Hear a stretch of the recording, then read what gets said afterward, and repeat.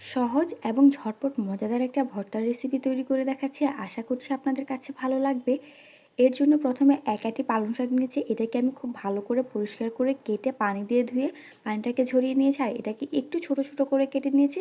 এখন একটা প্যানের মধ্যে দিয়ে এর মধ্যে দিয়ে দিচ্ছি কিছু পেঁয়াজ কুচি আর কিছু রসুন কুচি। দিচ্ছি আস্ত ২-৩টার মতো কাঁচামরিচ। এখন ঢাকনা দিয়ে ঢেকে এটাকে ভালো করে সিদ্ধ করে নিচ্ছি। সিদ্ধ করা হয়ে গেলে এখন দেখতেই পাচ্ছেন শাকটা অর্ধেক হয়ে গিয়েছে কমে। এখন এই শাকটাকে আমি একটু থেতলে নিব যাতে করে একটু মিহি মিহি হয়ে যায়। আপনারা চাইলে কিন্তু এটা শিলপাটায় বেটে নিতে পারেন। এখন এটাকে চুলা থেকে নামিয়ে নিচ্ছি। একই প্যানের মধ্যে দিয়ে দিচ্ছি সামান্য একটু সরিষার তেল আর কিছু পেঁয়াজ কুচি। পেঁয়াজটাকে এখন তেলের সাথে একটু ভালো করে ভেজে নিব।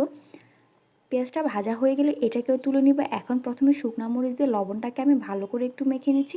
এখন ভাজা পেঁয়াজটার সাথে এটাকে মিশিয়ে দিচ্ছি। শাকের সাথে সবগুলো উপকরণ একসাথে মিশিয়ে একটু মাখানো হয়ে গেলে